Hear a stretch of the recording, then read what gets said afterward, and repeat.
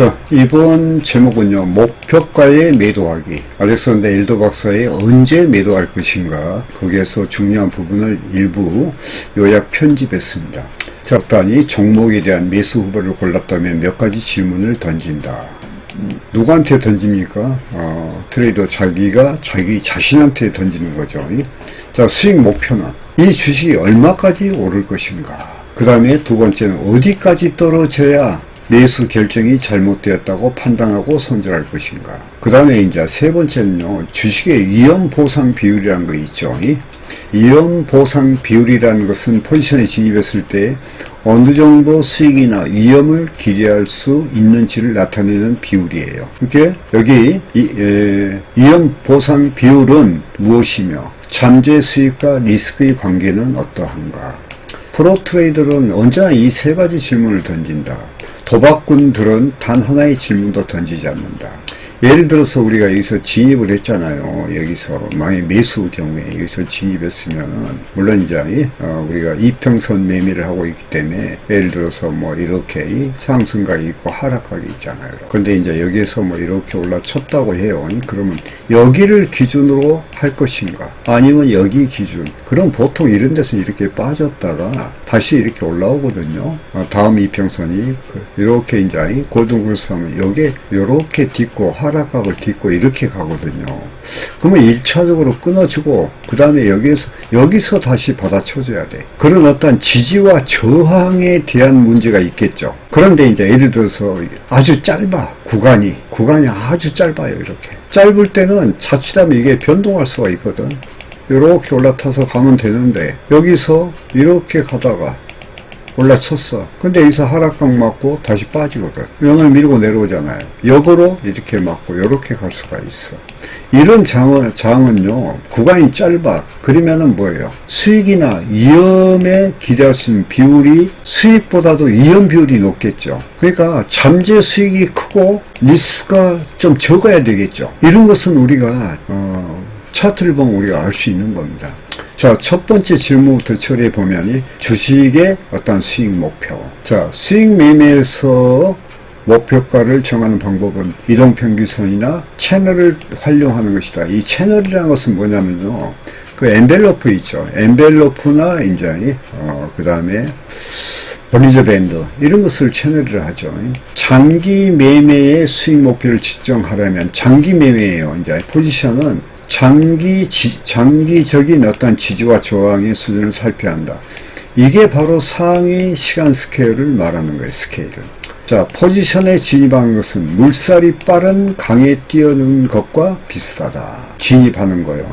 강가를 오르내리며 뛰어들 지점을 모색하죠. 우리가 이제 어떻게 진입할 것인가, 우리가 캔들과 이평선의 어떤 상관관계를 보면서 모색하죠. 그런데 이게 강가에서 머뭇거리다가 평생 한 번도 뛰어들지 못하고 모임에 하는 사람도 있죠. 그리고 머뭇거리다가, 이렇게 망설이다가 예를 들어서 여기에 들어갈 부분을 여기에 들어갔다고 쳐요. 그럼 수익이 낮죠. 수익이 낮는데 여기까지 목표를 잡았어. 여기까지 이제 올라갈 것이다. 이렇게 생각하고. 그런데 여기서 떨어졌어. 그러면 여기가 뭐예요? 수익이 낮다가 도리어 여기서 마이너스로 그렇죠. 이런 경우도 생겨요. 머뭇거리다가. 그래서 이제 우리 해선 트레이더는 신중한 연기, 배짱, 똥배짱이 아닙니다. 배짱이 있어야 된다고 그랬죠. 강가에 있으면은 안전하죠. 편안하고 우리가 강가에 우리가 트레이딩 세계에 뛰어들면 트레이딩 세계를 강으로 비교했을 때 앉아 있으면은 안 들어가면 저질 염려도 없고 현금은 단기 금융시장 계좌에서 이자가 불어나죠. 자, 매매에서 사람이 전적으로 통제할 수 있는 것은 지극히 드물다. 이거요, 매매에서 사람이 전적으로 통제할 수 있는 것은 지극히 드물죠. 드문다는 것은 뭐예요? 우리가 사람도 우리가 어떤 그 심장에 우리가 이렇게 뛰는 거, 심장 뛰는 거 우리가 통제할 수 없겠죠. 예. 자, 사람이 통제할 수 있는 한 가지가 있다면 언제 시장에 뛰어들지 결정한 일이야. 그리고 뛰어들었으면 언제 나올지 그걸 결정하는 거예요. 괜찮은 지점을 찾기 전에 초조함이나 불안함에 떠밀려서 물에 뛰어들면 안 된다. 그러니까 트레이딩하기 전에요, 정서적인 안정, 침착, 그 다음에 느긋함, 이런 게 필요하다 했죠. 이게 심적인 문제인데, 그런데 이제 초조하고 뭐 불안하고 하면요, 그러다가 이게 망설이게 되잖아. 그러니까 이제 들어가긴 들어가야 되고, 하다 보니까 떠밀려서 들어가. 그때는 안 들어가야 됩니다. 떠밀려서 들어갔더니 아까 마찬가지로 망설이다 보니까 이제 시간이 가고, 그래서 나중에는, 좀 중간이나 뭐 상투 뭐 3분의 2 올라간 지점에서 또 보면 하락가에 걸려서 착 빠지면은 그때부터는 이제 걷잡을 수가 없는 거예요. 이게 좀 수익이 났다가 손실로 가는 거야. 그러니까 이제 그다음부터는 이제 손실이 커지면은 물타기 하고 한 이제 그런 그러면서 또 어떠한 반전하기를 기다리는 그러니 마음의 고통을 이제 맛보게 되죠. 그러면 그때만 끝난 것이 아니고 그 이후에 다음 매매에도 영향을 꼭 미칩니다. 자, 뛰어들 곳을 찾는 동안 물색해야 할 중요한 영역이 있다 그 말이에요. 하류를 살펴서 바위 때문에 물살이 하얗게 부서지는 곳을 찾아야 된다. 급류에 들어가지 말고, 자, 위험한 급류에 휩쓸리기 전에 물에서 빠져나오기 좋은 곳을 찾아 멀리까지 물가를 살펴야 된다. 함께 두루 살피고 들어가야 된다. 즉, 그게 뭐예요? 수익 목표가를 설정해야 된다 이 말이에요. 진폭이 있는 데를 들어가야 될 거 아니에요. 그리고 안전하게 들어가야 되거든. 그래서 제가 진입할 때는 안착의 중요성에 대해서 제가 말씀드렸죠. 안착이라는 건 뭐냐면요, 어떤 지지선에서 그것이 확실하게 인자는 상승이요 하느니 그런 방향성이 딱 짚히는 곳이 있어. 그걸 지금 이야기를 하는 거예요. 자, 매매 처음 입문했을 때 나는 그냥 진입해서 때가 되면 빠져나오겠다는 그릇된 생각을 하고 있었다. 수익 목표를 목박아 두면 잠재 수익이 줄어들 거라고 생각했다. 그러나 수익 목표를 확실히 정하지 않고 시장에 뛰어드는 아마추어는 골머리를 앓다가 나중에 방향 감각을 잃어버리게 된다. 여기 이제 알렉산더 엘드버스도 이제 처음에는 이렇게 때가 되면 빠져나오겠다는 그러니 그릇된 생각을 했지요. 그러나 이제 목표 수익을 목박아 두면은 잠재 수익이 줄어들고 생각했는데 그것이 아니었다 그 말이에요. 자, 초보들은 차트에 나타난 강력한 추세를 보면 넋을 빼앗긴다. 노련한 트레이더는 거대한 추세는 지나고 나서 되돌아봐야 비로소 분명히 보인다는 사실을 알고 있다. 모든 매매는 지나고 나서 봐야 제대로 보인다. 현재 시점에서 내가 보는 미래는 불확실하고 가변적이며 불분명하다. 근데 요 문제에 대해서는요, 우리가 차트 공부를 많이 하면요, 이제 제가 관성, 시간, 진폭계산법이라는 것이 있어요. 이게 시세 균형의 원리인데, 거기에서 보면요, 뭐 3일 전, 4일 전, 뭐 일주일 전에 저점을 찍었던 것이 어디까지 간다 하는 것이 나옵니다. 근데 그게 이제 트레이딩 과정에서 밝혀지는 거야, 서서히. 뭐 단번에 볼 수도 있겠죠. 단번에 보는 경우도 많이 있습니다만은, 그래서 이제 포지션도 제가 치고, 그 다음에 단타도 치고 하는 거. 그러니까 트레이딩은요, 스캘핑, 데이, 스윙, 포지션 다 칠 줄 알아요. 아는 그러니 어떠하니 트레이더가 돼야 됩니다. 자, 매매에 진입하는 것은 야생마에 올라타는 것과 같다. 로데오 문이 열리는 순간 말 등에서 50초만 버텨도 대단한 일로 상을 타기에 충분하다. 그러나 장거리 갈 때는 다른 말을 타야 된다. 자, 나는 모든 매매를 세 가지의 측면에서 점수를 매겼다. 세 가지 측면이죠. 자, 첫 번째, 진입과 청산의 질. 진입, 청산의 질이라고 했죠. 그리고 가장 중요한 전반적인 매매의 질이다 이 말이죠. 그러니까 어느 한 게임에서 보면 진입과 청산의 질이죠. 그 다음에 확대하면 전반적인 매매의 질이다. 그러니까 매매의 질이라는 것이 뭐예요? 정확도죠. 정확도. 그 다음에 매매의 질에는 정확도예요. 정확한 진입과 청산이죠. 그 다음에 그 과정 속에서 우리가 트레이딩 전술과 전략이 가미가 돼야 되겠죠. 수익 극대화를 위해서. 이런 것을 우리가 제가 그래서 3중 훈련법에 대한 것을 계속 강조한 것이 이겁니다. 나는 항상 매매의 아이디어를 얻는 출처를 적어둔다. 늘 하는 연구에서 매매 아이디어를 얻기도 하고 온라인 세미나에서 매매 아이디어를 얻기도 한다. 나는 총 손익을 추적하느니 스프레드시트에 아이디어의 출처를 적은 칸을 마련하고 매매한 이유를 분명히 적어둔다. 이게요, 제가 항시 이야기했던 진입과 청산의 근거와 이유가 있어야 된다 하는 그 내용이에요. 그러니까 우리가 무분별한 매매한다는 것은 그것은 어리석은 거죠. 그것은 무지의 발로라고 생각합니다. 이제 수익 목표를 설정할 때 쓸 수 있는 도구를 한번 살펴보자. 내가 즉 말하면은 알렉산더 일드 박사가 선호하는 도구들은 다음과 같다. 자, 첫 번째 이평선이죠. 이평선도 지수 이평선 씁니다. 이분은요. 두 번째에 채널이죠. 이게 엔벨로프야. 엔벨로프 또는 채널이 이제 또 있는데 채널은 이제 볼린저 밴드도 있고 그렇죠.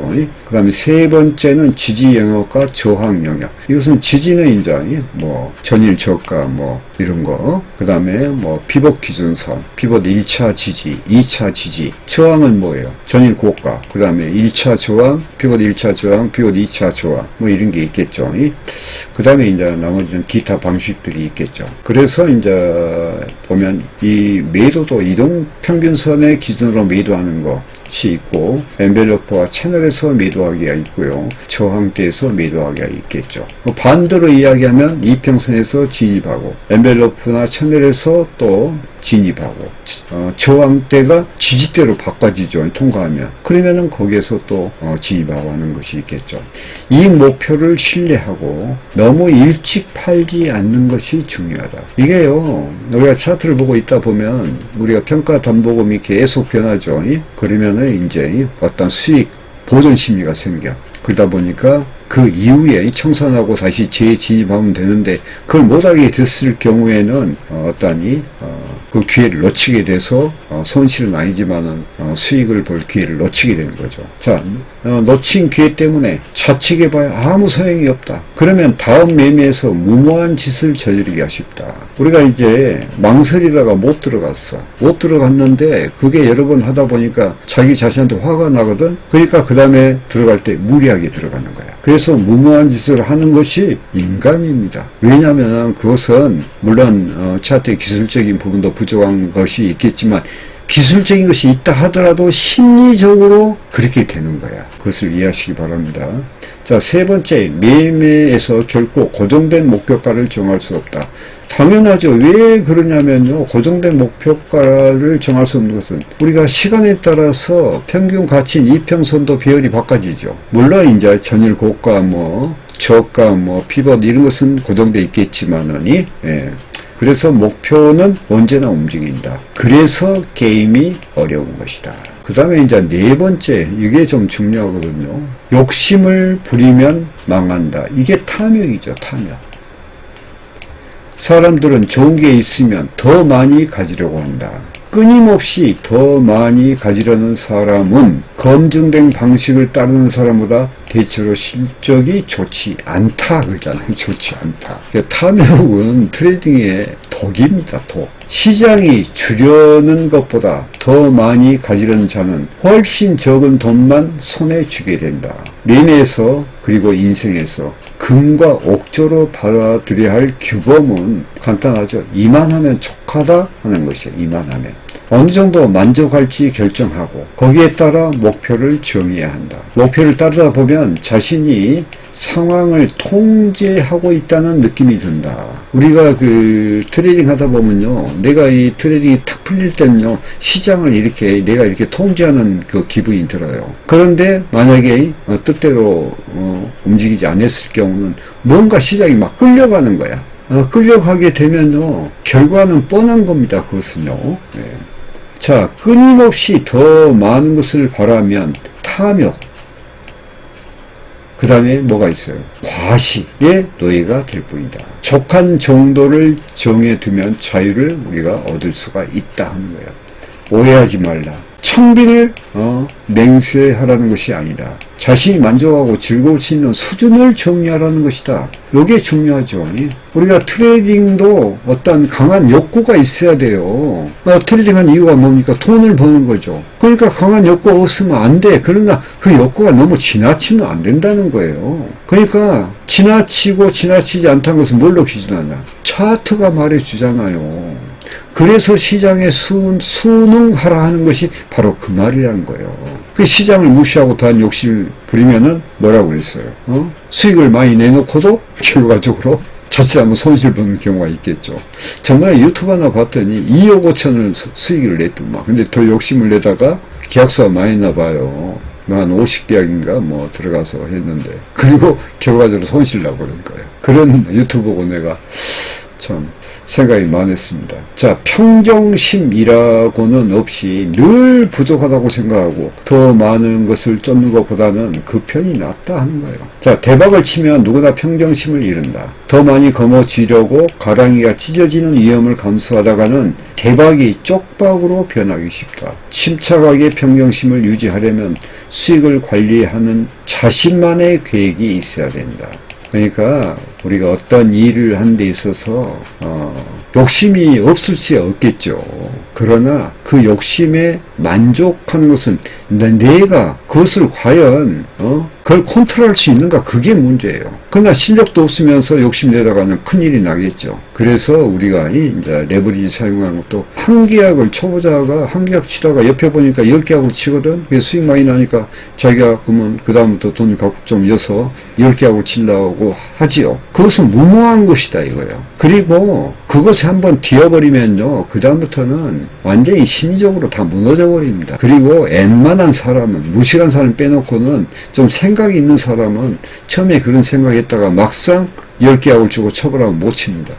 자, 매매할 때마다 돈을 벌 수는 없다. 어떤 때는 돈을 잃기도 하고 어떤 때는 더 큰 돈을 벌 기회를 놓치기도 한다. 내가 실수했다는 걸 깨달아도 머리를 치며 자책하지는 않는다. 이제 알렉산더 일더 자신의 말입니다. 대신에 매매일지의 항목을 만들고 분석해 실패해서 최대한 배우려고 노력한다. 이게 트레이더의 올바른 자세입니다.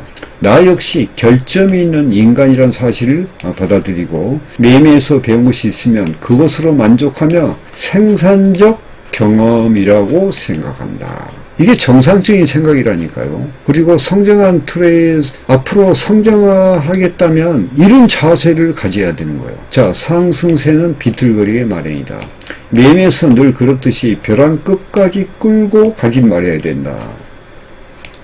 그러니까 목표가까지 이제 끝까지 이제 가는 거예요. 근데 이제 재미난 것이 하나 있어요. 이게 상승세가 있거든요. 이렇게 있거든. 여기 이제 저항대야. 근데 이제 여기서 갔어. 이제 파동을 치고 막 이렇게 가든가 다시 여기서 빠졌다가 또 이렇게 올라갔어. 근데 거의 구분호선에서 이렇게 하락하기 다 하나 있거든. 근데 이제 이 시간 스케일이 틀리니까 이걸 못 봤어.